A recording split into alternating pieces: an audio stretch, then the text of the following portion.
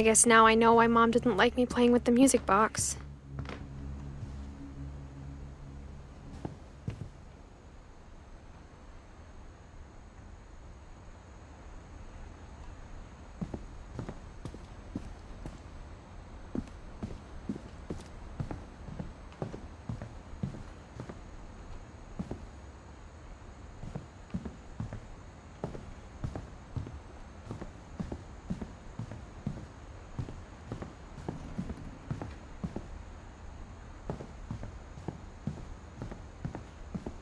It's funny.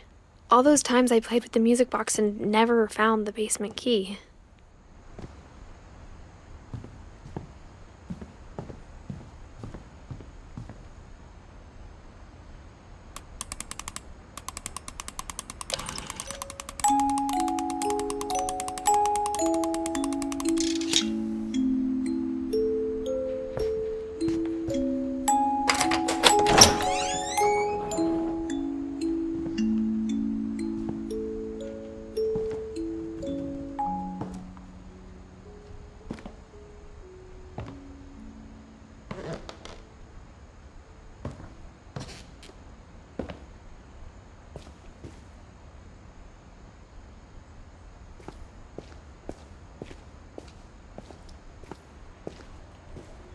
Mom said the basement was off limits, unless I wanted another tetanus shot.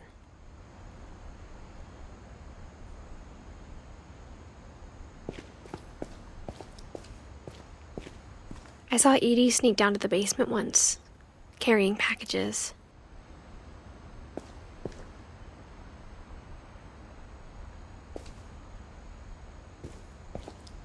I thought maybe she was hiding presents.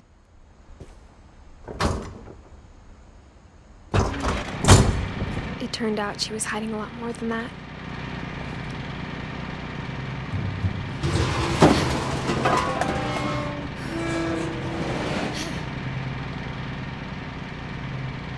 I remember asking Mom once about where Walter had gone.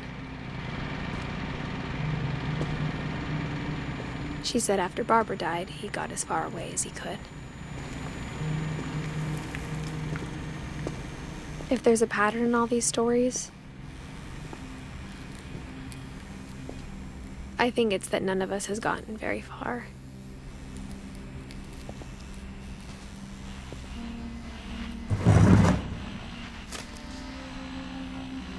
Goodbye, everyone. I can't believe I've been down here for 30 years.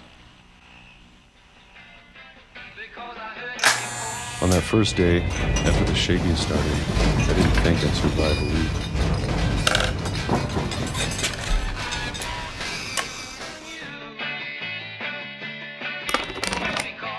But after a few days, I settled into a routine. That's what kept me sane. Having a schedule, living for today. I always expected to be dead tomorrow. But if you wait long enough, you get used to anything.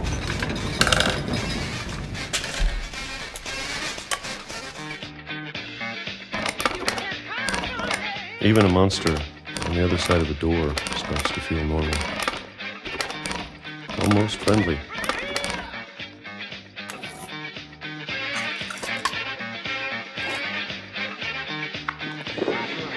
And then one day, everything just stopped. Whatever that thing was, it was gone. Maybe it got tired of waiting. Or maybe I just got tired of being afraid.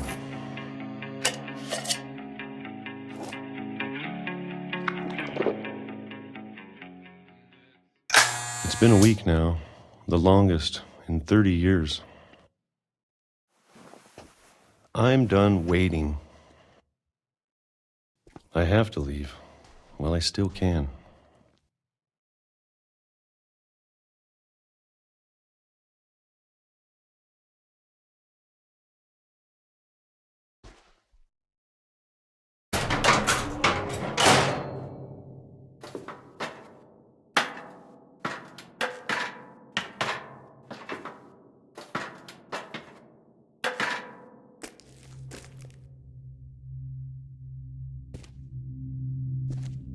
I know it's out there, somewhere.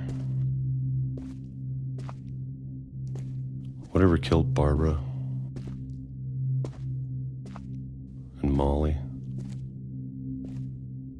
and Calvin. Maybe this is all a mistake. But I need to stop living the same day, even if it kills me.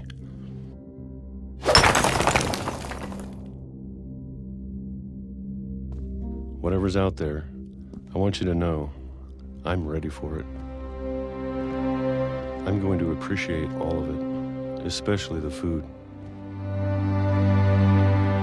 I don't mind if I only have a year left, or a month, or a single week. I'd be happy with one more day. I can already imagine the sun on my face.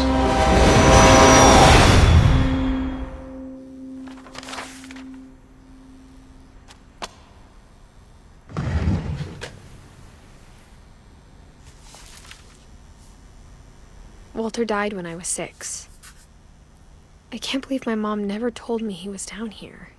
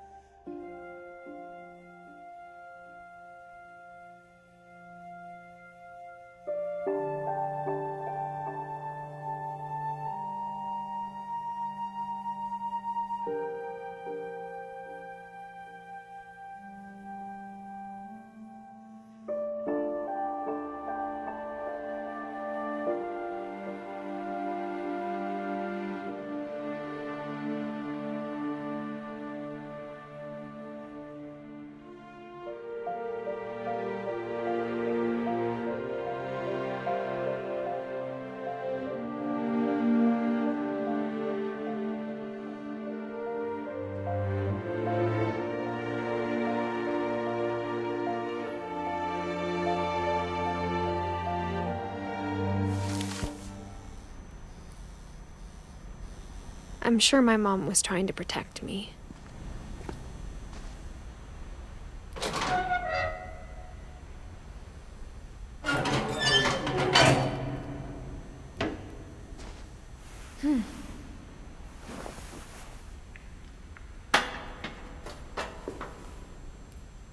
Maybe she was afraid I'd end up like Walter. But if she never told me about an uncle under the house, I can only imagine what else she was hiding.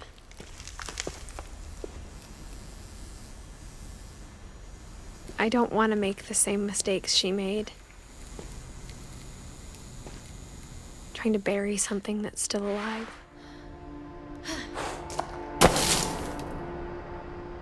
Now that there's only one of us left, or maybe 2, I thought it was time I heard the stories for myself and found out what happened to everyone else. But now I'm worried the stories themselves might be the problem. Maybe we believed so much in a family curse, we made it real.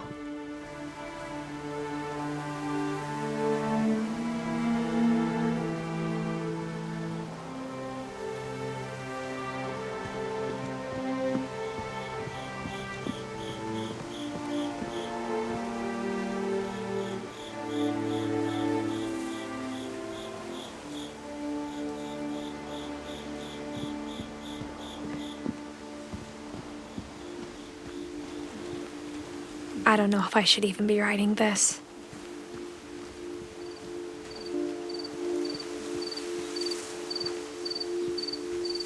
Maybe it'd be better if all this just died with me.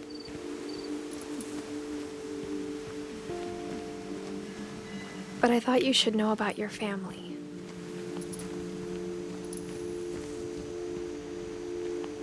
and the history you're a part of.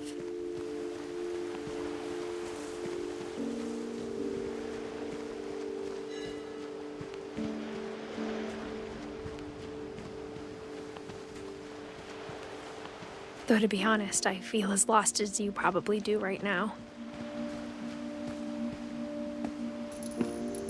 I think the people in these stories believed them, for what that's worth.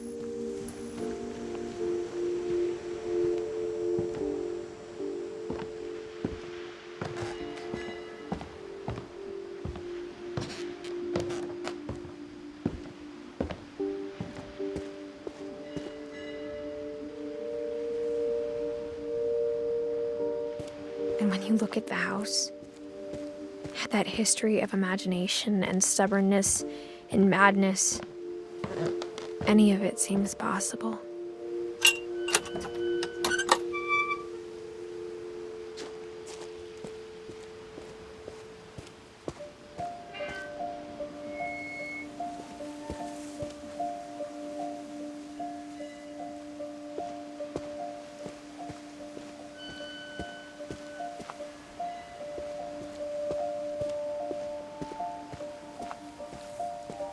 I think we've been surrounded by death for so long, we've just gotten used to it.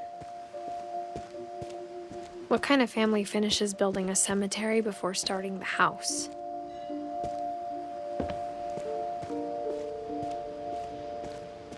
It's embarrassing for me to admit this, but the pet cemetery made me more uncomfortable than the human one. 3 of the gerbils were mine, and 2 had been my fault.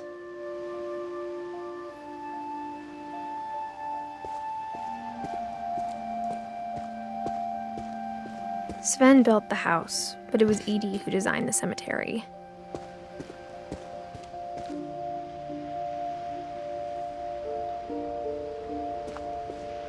I'm sure Odin's monument had been Edie's idea. My mom was always trying to move on, but for Edie, the past never went away.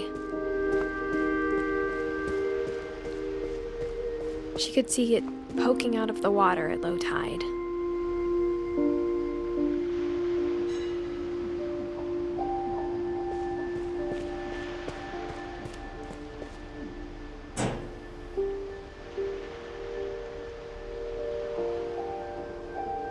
Edie said she dreamed about the old house every night.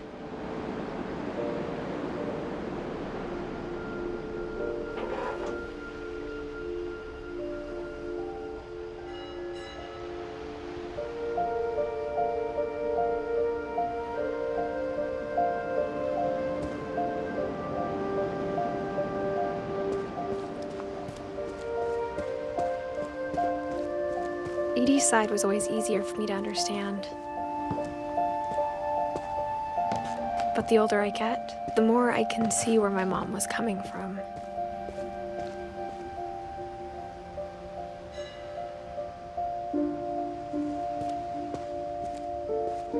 She lost 2 of her brothers, just like I did.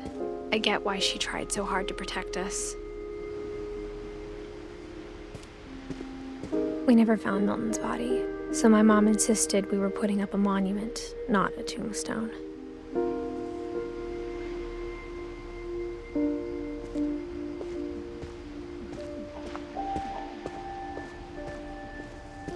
There's so many things I wish I could ask my mom now. Part of me thinks this is what she wanted all along. For me to come back someday and find everything out for myself.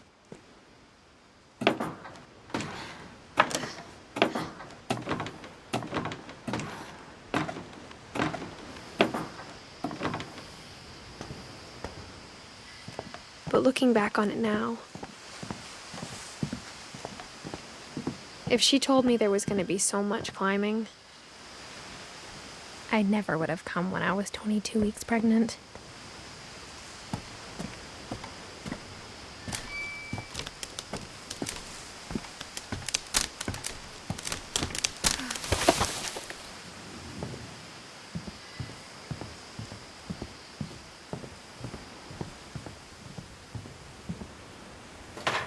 I never met Grandpa Sam, but I think he and my mom had a lot in common.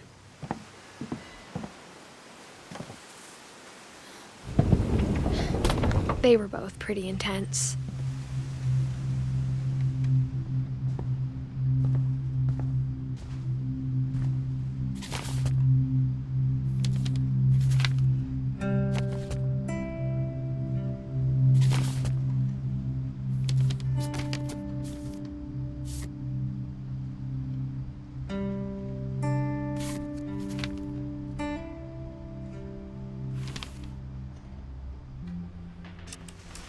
Dawn, I promise, you'll never forget this weekend. Yes, sir. These memories are gonna last a lifetime. What? Am I gonna have to shoot anything? It's a hunting trip, Dawn. Shooting is strongly encouraged. Perfect. It's gonna rain the whole weekend, isn't it?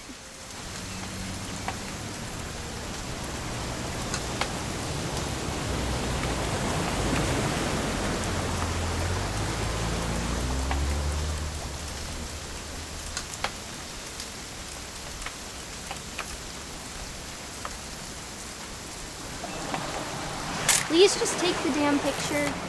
Hey, language. Did you want to get a picture of me or what? I will never forget this weekend, Dad. That's the spirit. Okay, got it. I'm gonna take some pictures, okay? Just be careful. That camera's older than you are.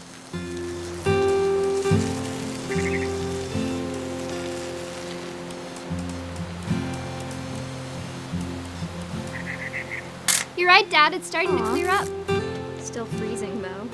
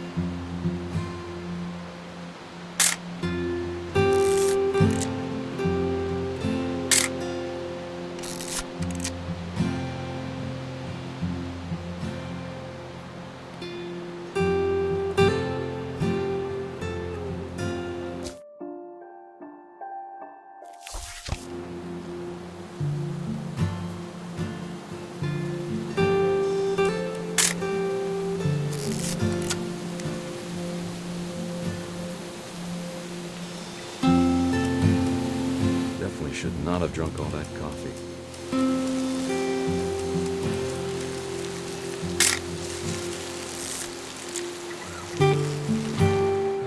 Nothing quite like being outside. Hey! That's a keeper. I'm just saying, I'm not always gonna be here, Dawn.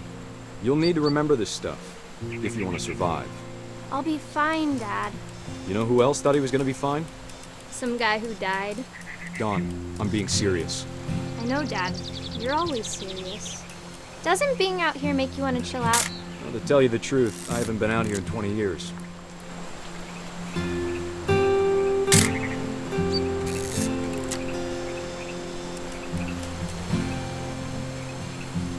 Last time I was with my brother Calvin. Man, that was a great trip. Your grandpa Sven taught us how to fish, how to build a fire. We found an old logging trail. There were deer everywhere.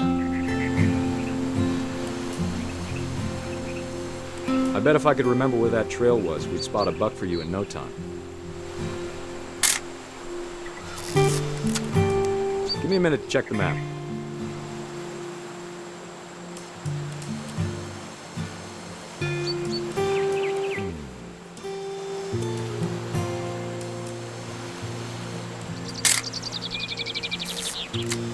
Let's see.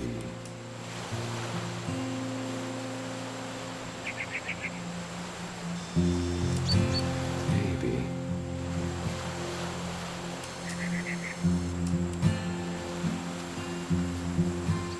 Or was it?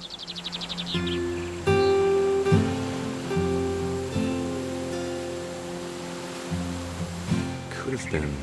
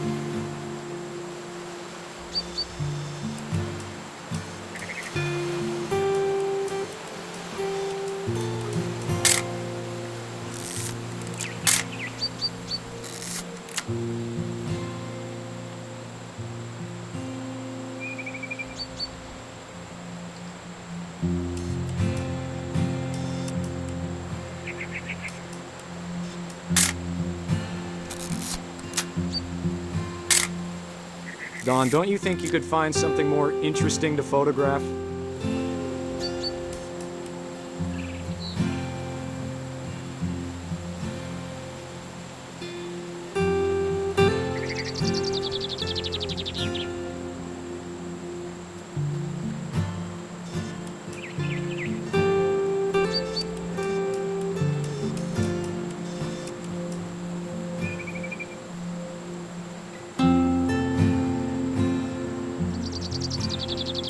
Good eyes, Don.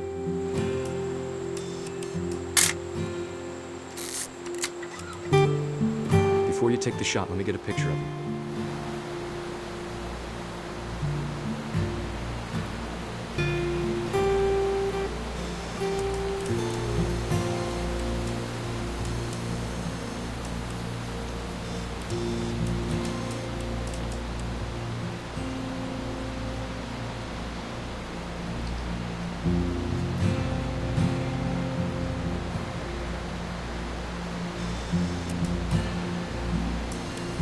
Dad,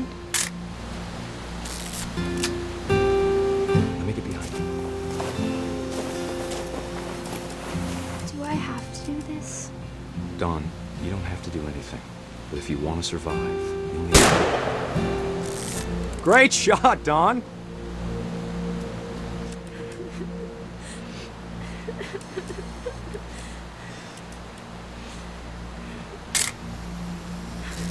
I'm proud of you, Don.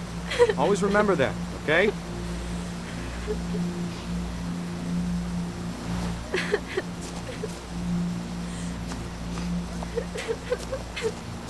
Sorry, Don. Just gotta reset the timer.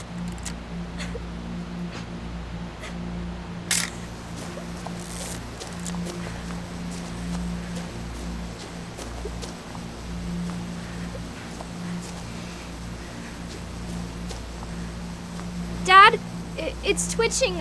I think That's it's totally so- normal, Don. Just focus on the camera. Try not to think about... Dad!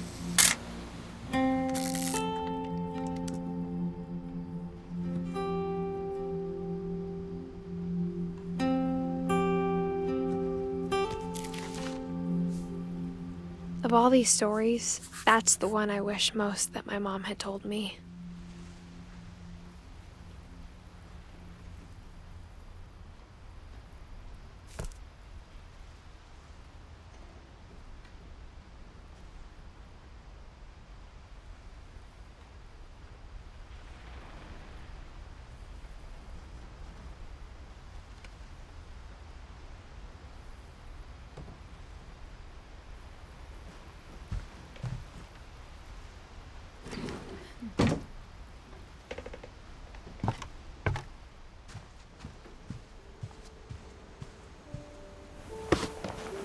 After Sam died, my mom and Edie got really close.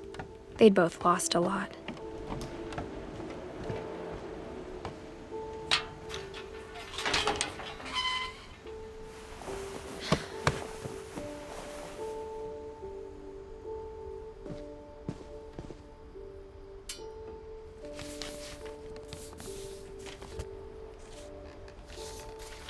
Dear Kay, do you remember the way Gregory used to laugh when he thought he was alone?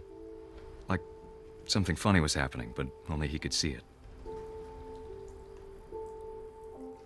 I think he saw things the rest of us don't.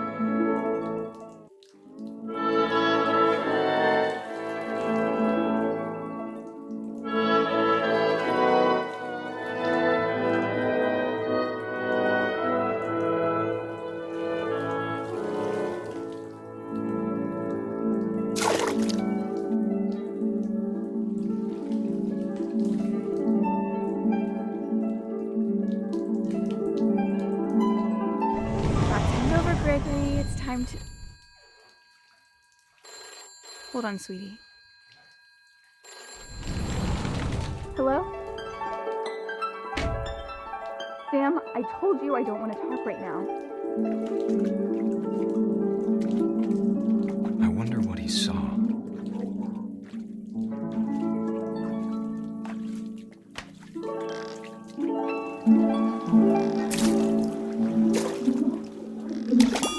What his world was like.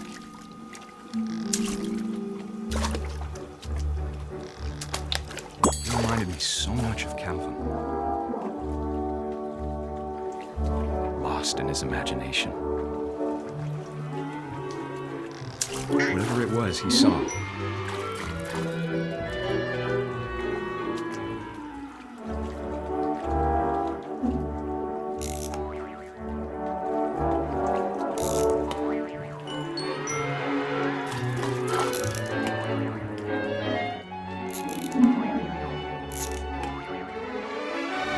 It sure made him happy.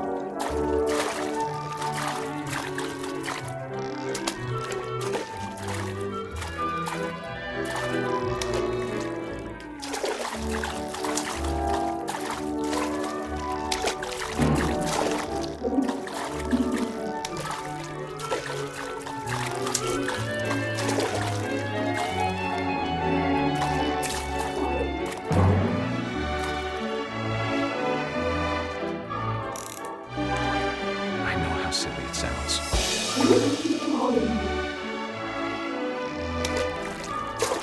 But I worried about a baby being too happy. But I could feel him slipping away. Sorry about that, Gregory. I know you did everything you could. Maybe if I hadn't called that night. Damn it. I wish you could have told us Come on, I don't want to. about the world he saw.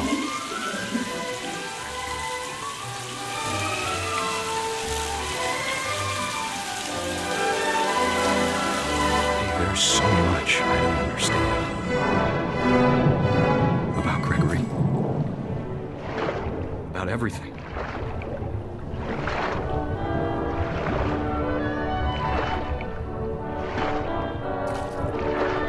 But I know what happened wasn't your fault.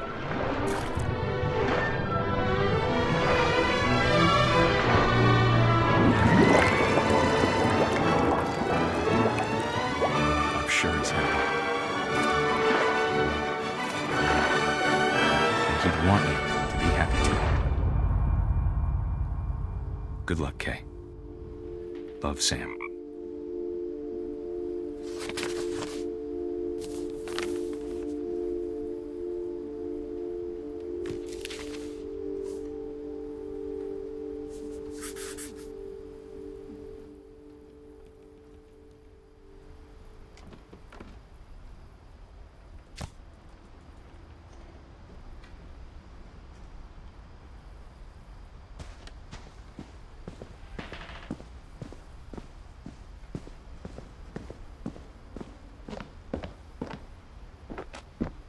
My mom moved up to the loft after her brothers died.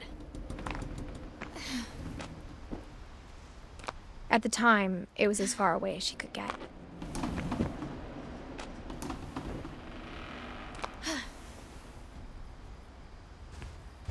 I can't imagine what it was like for her to lose 2 sons after she'd already lost 2 brothers.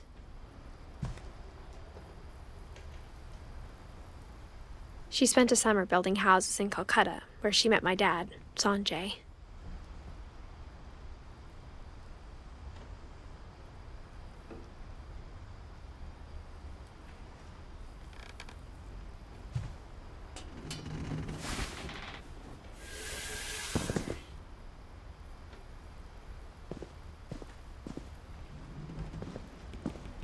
I can't imagine my mom ever writing poetry, and yet...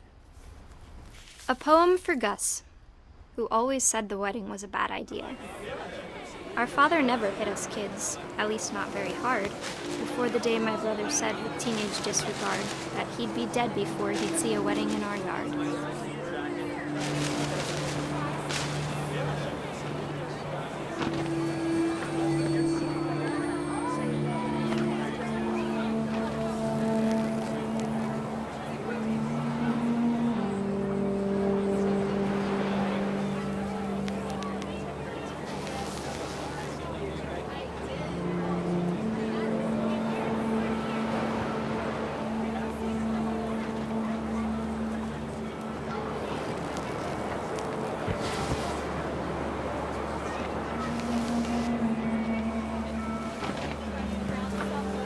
My father made him come, of course, but Gus stood far apart, just flew his kite and bottled up the storm inside his heart.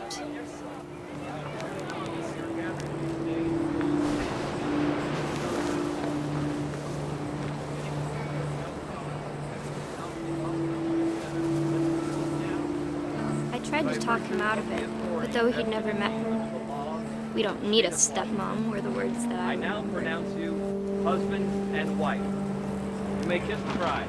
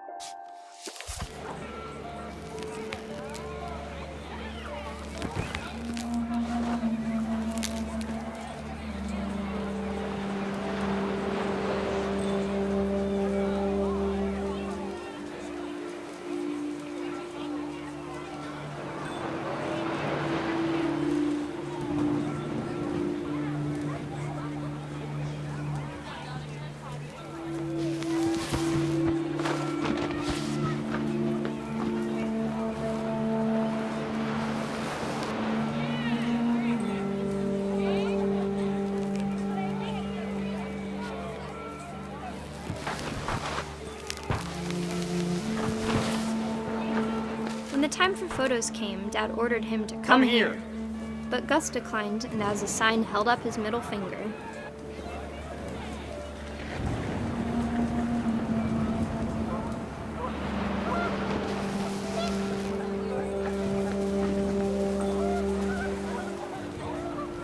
The wind picked up, and panicked geese appeared and quickly went. But all the humans did that day was go inside the tent.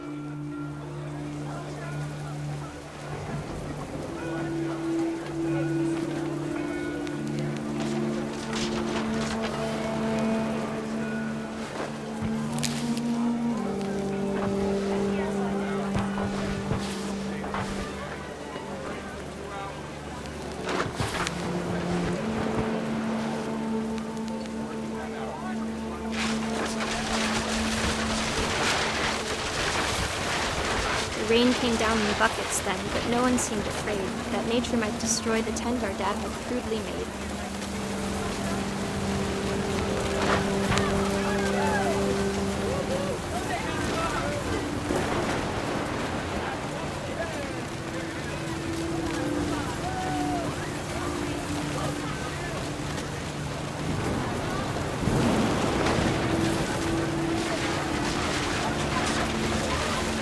Thunder sounded much too close and full of angry power.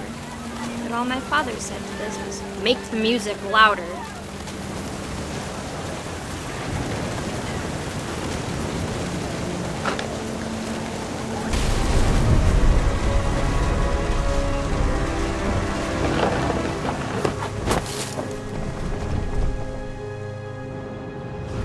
I wish that I could truly say I thought about you on that day. Out there on the beach alone, just you, the wind, the sea, and foam. But I didn't, until we found you.